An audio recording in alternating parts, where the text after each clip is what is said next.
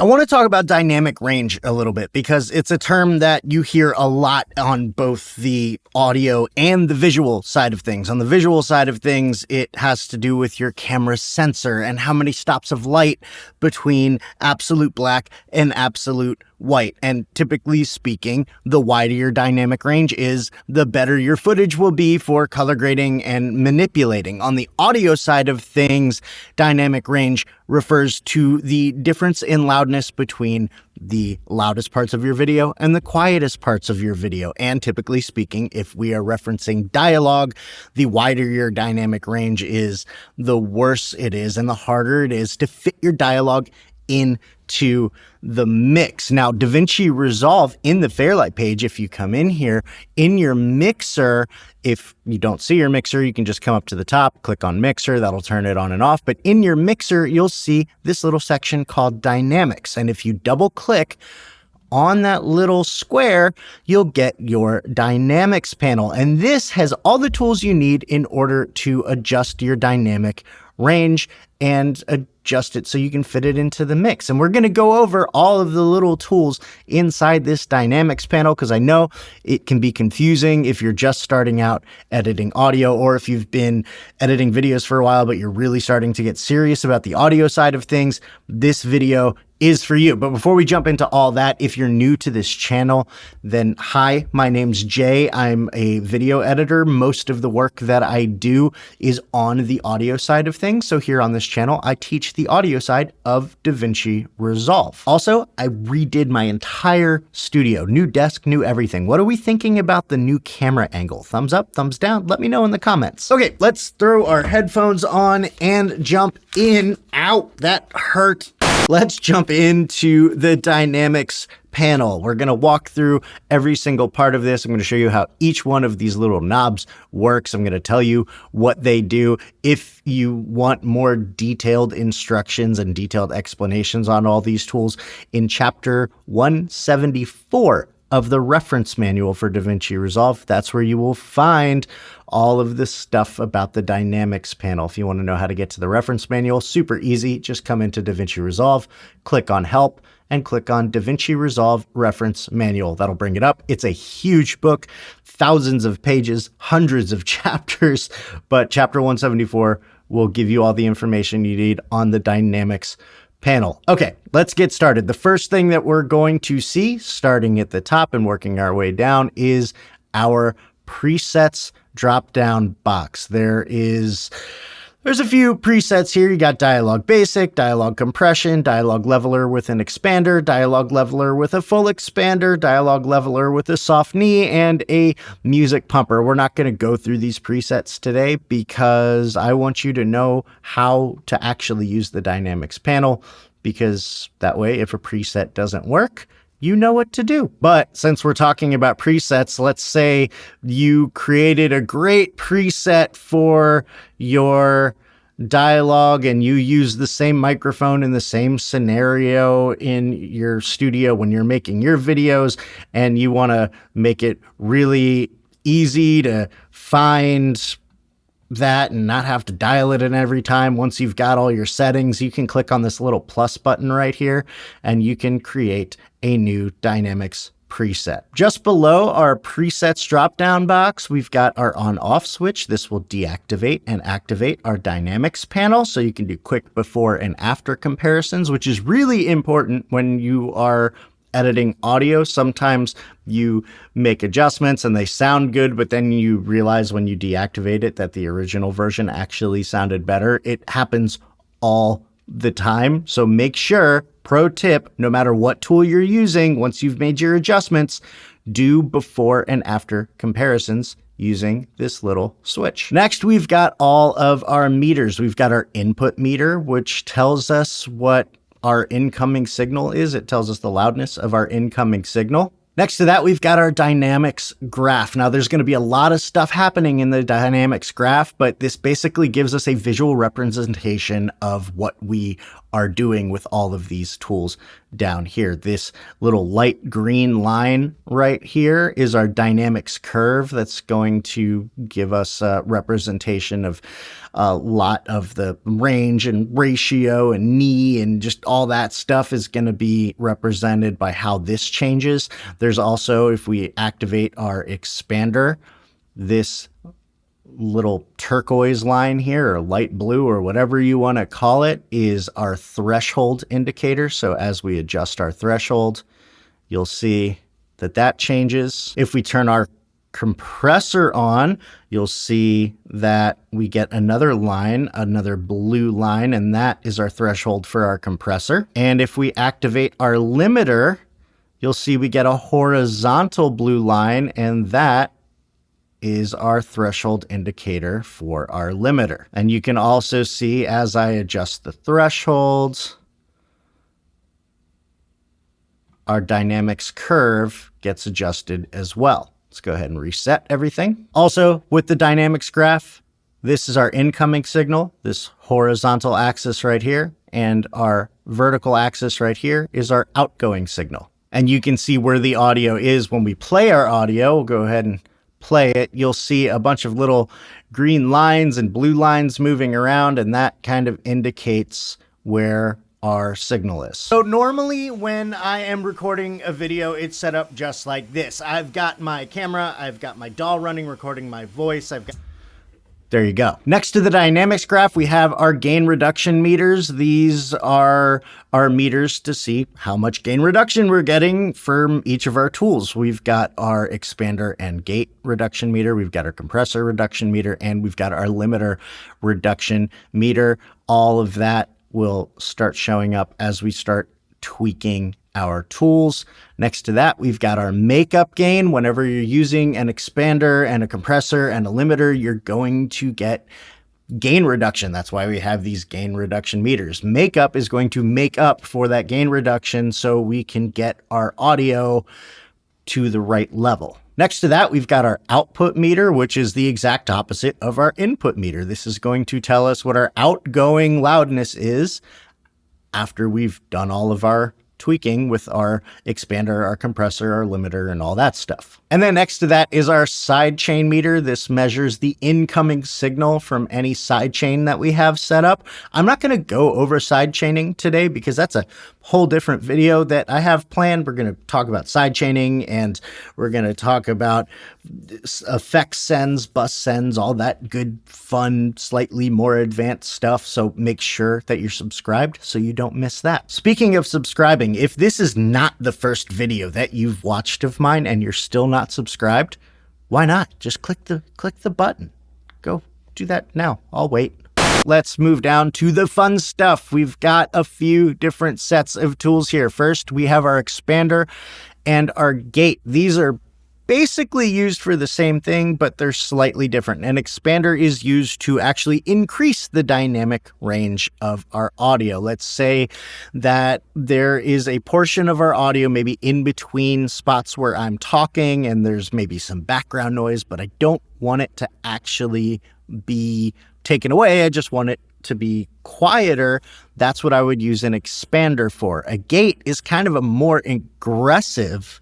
Did I just say ingressive? It's a more aggressive expander. It's going to clamp down on that noise faster, and it's typically used to actually silence any noise in between talking points. Now, just quick pro tip, I guess, an expander and a gate, they're kind of antiquated tools. They're not used very often anymore. If I can't remember the last time I've actually had to use an expander or a gate. The only times that I would consider it is in like a podcast scenario where I'm talking to people, and when I'm not talking and other people are, my microphone is kind of picking up on their voice a little bit, and I want to clamp down on that and silence that. But even then, most of the time, I'm just gonna cut that part out of my audio track. So I don't really use expanders and gates anymore. It's an antiquated tool, but it's there in case you want to play around with it. I will show you how it works.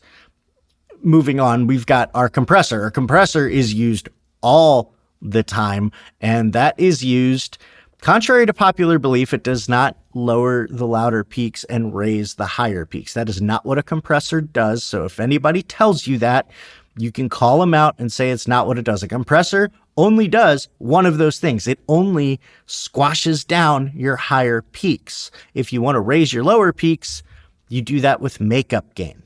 Cool. You can also do that with automation, by the way. I made a video about automation a long time ago. I'll link it below and maybe somewhere up here at some point. And then next to our compressor is our limiter. And our limiter is like a really aggressive compressor. It is exactly what it sounds like. It is limiting how loud our audio can get. So we've got our threshold here. And when our audio hits that threshold, the limiter is going to say, get back down there. We don't want you up here. You can't get any loud. You shall not pass. That is what the limiter does. It says you shall not pass to the louder parts of our audio. And now that we've taken a tour of the dynamics panel, let's dive in and Jake. Yeah. It's sponsor time. Now? You want me to what? Okay.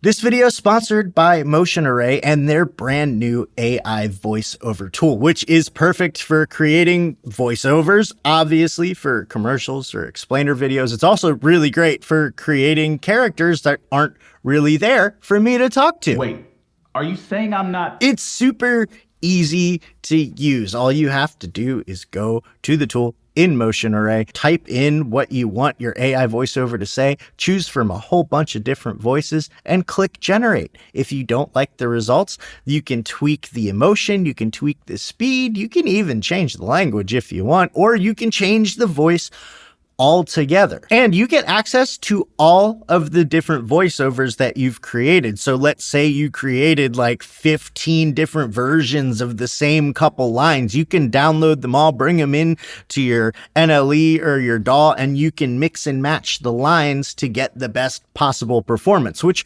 honestly is just like real dialogue editing, which is crazy. I've been playing around a lot with the AI voiceover tool and just creating lots of fun stuff. I really like just creating characters that aren't really there.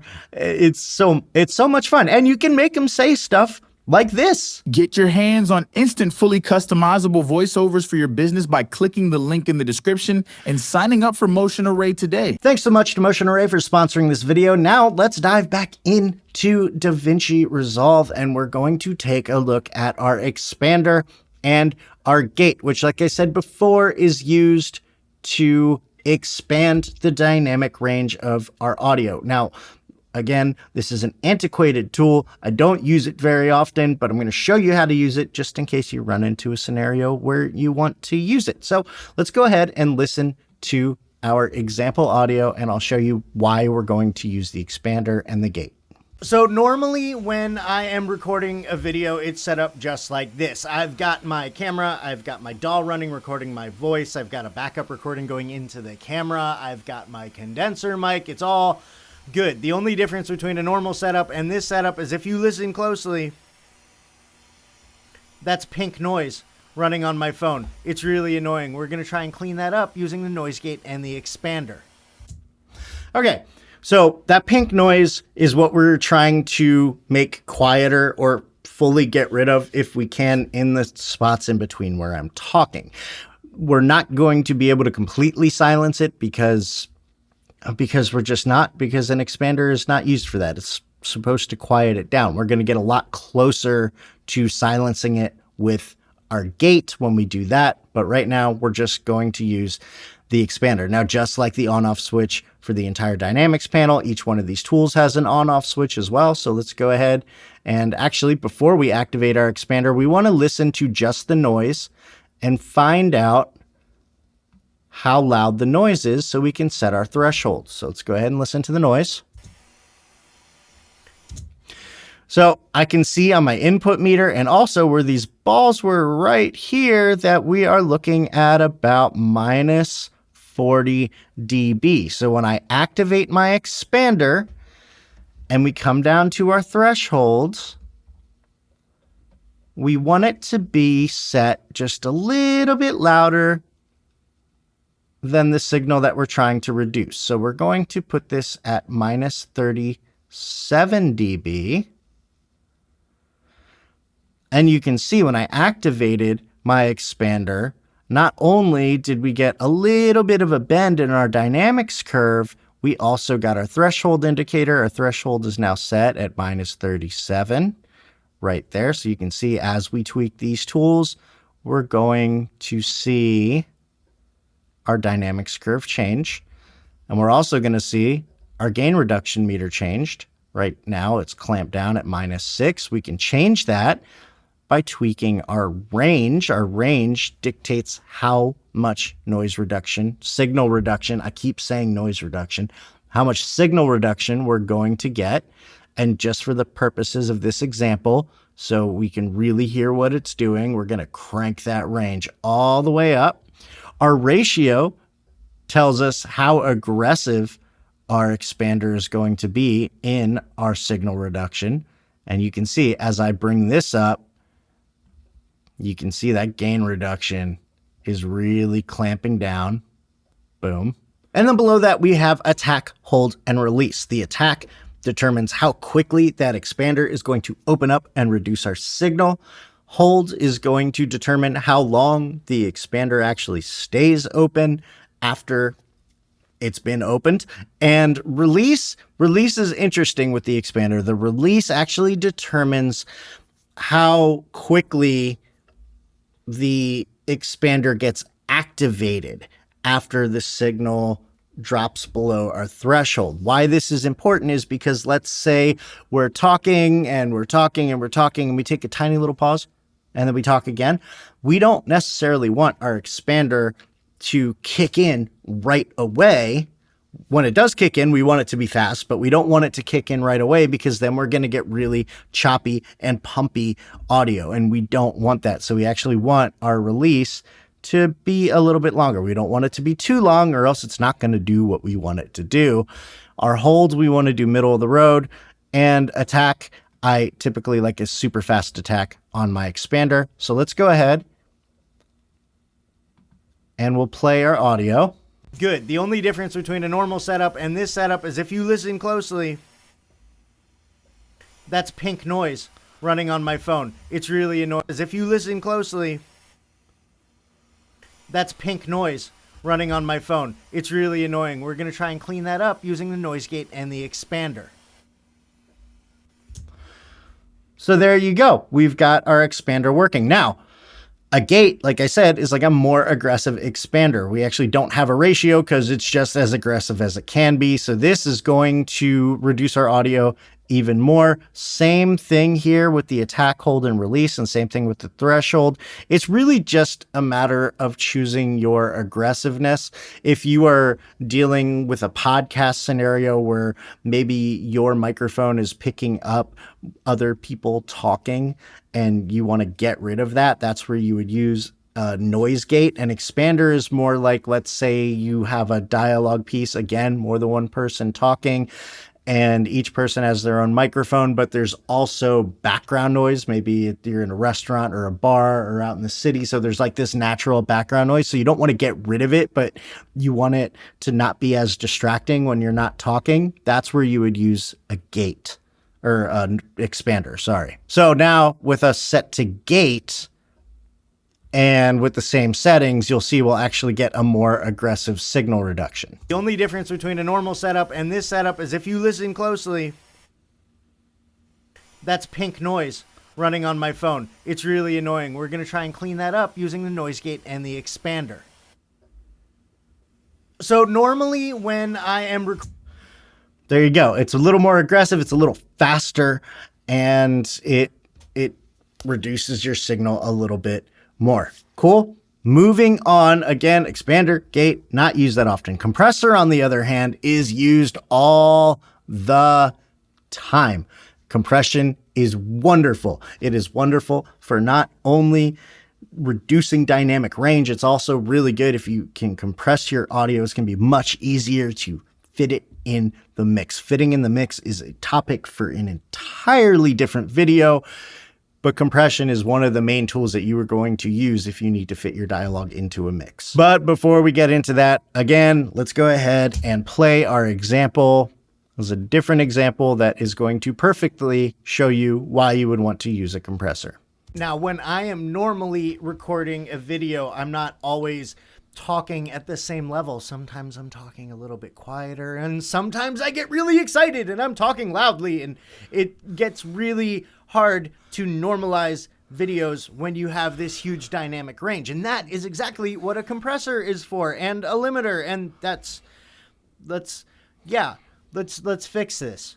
Now, so you get it. Sometimes you have dialogue that's quiet, sometimes you have it loud, and sometimes you're speaking at the same basic level the entire way through, but you've just got some peaks because some words or some sounds just in your natural speaking voice are louder. That's actually the case with me. I have a very dynamic voice naturally, and so I have to compress fairly heavily when I'm editing videos. It's kind of annoying, actually. But let's see what we can do with this piece of dialogue. We're going to open up our dynamics panel. We're going to activate our compressor. And again, our dynamics panel has changed. We've got our dynamics curve, which has a little bend in it. We've got our threshold, which means we have our threshold indicator right here. And we've got a whole bunch of tools. We are going to tweak threshold later, but this is the same thing as with the expander and the gate. When our signal gets above our threshold, our compressor is going to kick in and squash the louder parts of our dialogue. Next, we've got our ratio. Our ratio is going to determine how aggressively we are going to compress our dialogue. And I know ratio is something that confuses a lot of people, and they kind of look for a basic rule of how much of a ratio you need. I will say that industry standards are basically between 2 and 4 to 1 for a ratio. And a 2 to 1 ratio basically means for every 2 dB of input, you get 1 dB of output. So basically cuts it in half. For 3 to 1 ratio, for every 3 decibels of input, you get 1 decibel of output. See what I'm saying? I typically like to go with a 3 to 1 ratio. It's slightly more aggressive, but it works well for my voice. You need to kind of play around with your dialogue and see what ratio works best. If you're looking for, I will say this, if you're looking for kind of a radio ready voice for a podcast or whatever, 4 to 1, a more aggressive compression is typically what you would look for. Moving on, we've got our knee. Our knee is interesting. Our knee kind of determines what to do with the signal that's right around our threshold, but not quite there. It helps smooth out the compression and make it a little bit more natural. So I actually like to have a little bit of a knee here. And if you watch our dynamics graph, as I tweak the knee, you'll see it's not as sharp of an angle.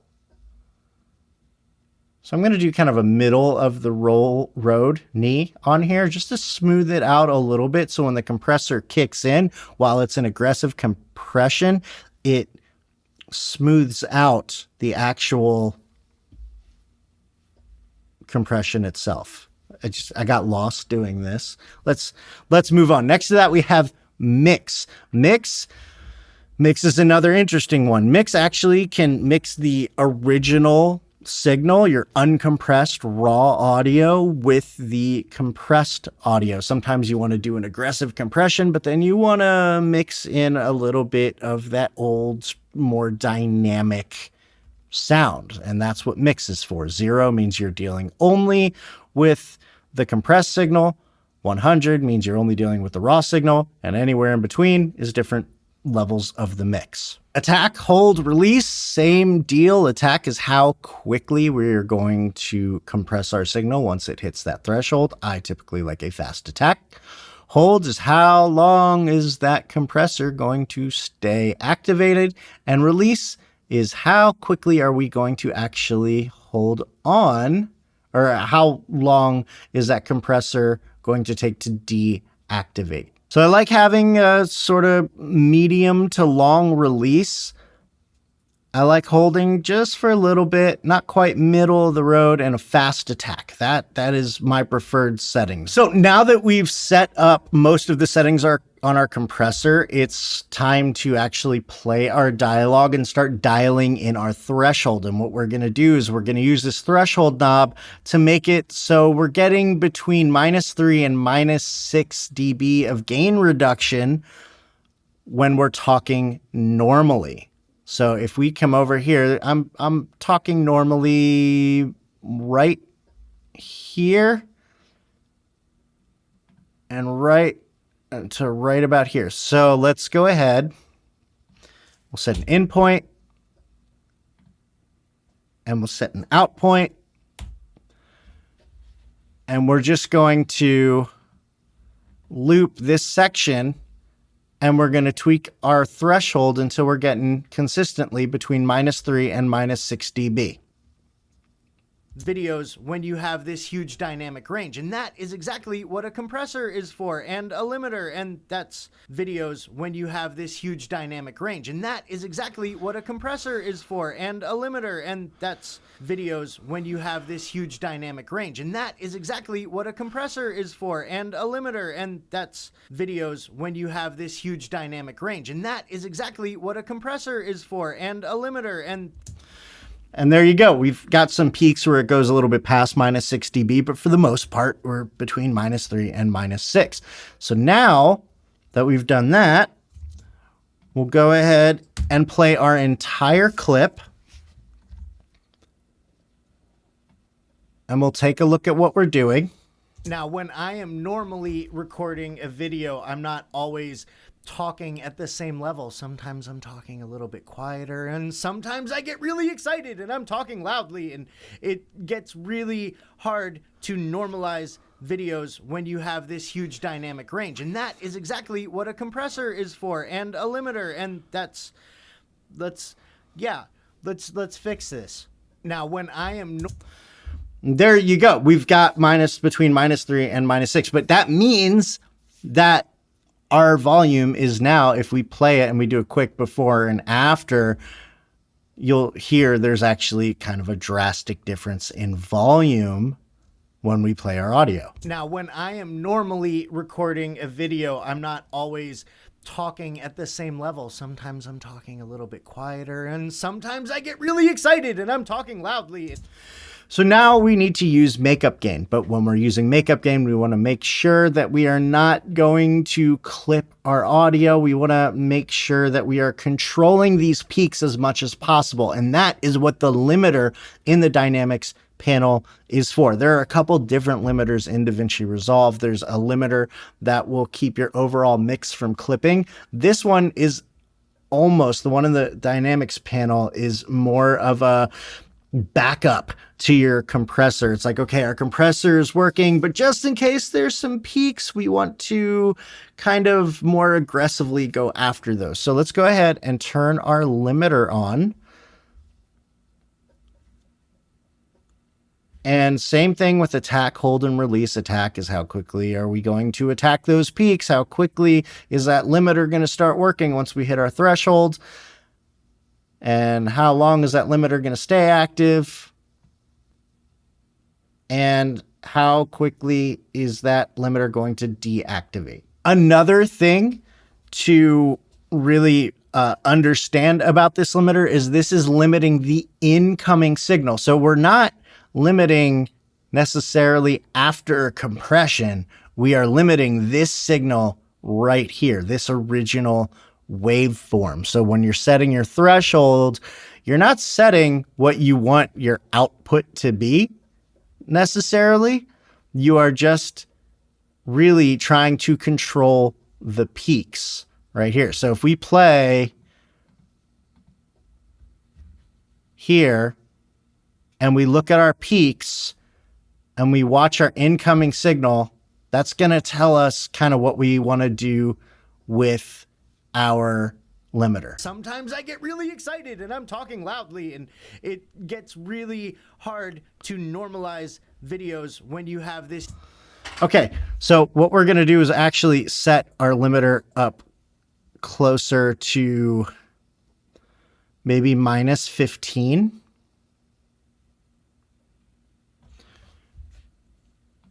Now, when I am normally recording a video, I'm not always talking at the same level. Sometimes I'm talking a little bit quieter, and sometimes I get really excited and I'm talking loudly, and it gets really hard to normalize videos when you have this huge dynamic range. And that is exactly what a compressor is for, and a limiter, and let's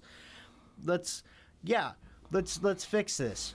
Now, when I am normally recording a video, I'm not always talking at the same level. Sometimes I'm talking a little bit quieter, and sometimes I get really excited and I'm talking loudly, and it gets really hard to normalize videos when you have this huge dynamic range. And that is exactly what a compressor is for, and a limiter, and let's fix this. Okay, so we still sound nice and natural. The best way that I could say to tweak your threshold, honestly, because I always want you to edit with your ears and not your eyes, okay? Don't just go off what the meters are saying. You need to listen to it. So the best way to do it is to actually take your threshold. Once you've set your attack, your hold, and your release, take your threshold, and you want to just keep lowering it until you can really, really hear how compressed your audio is when it sounds like super unnatural, and then just start backing it off until it sounds natural again. So let's go ahead and do it that way real quick. Now, when I am normally recording a video, I'm not always talking at the same level. Sometimes I'm talking a little bit quieter, and sometimes I get really excited and I'm talking loudly, and it gets really hard to normalize videos when you have this huge dynamic range. And that is exactly what a compressor is for, and a limiter, and let's fix this. Now, when I am normally recording a video, I'm not always talking at the same level. Sometimes I'm talking a little bit quieter, and sometimes I get really excited and I'm...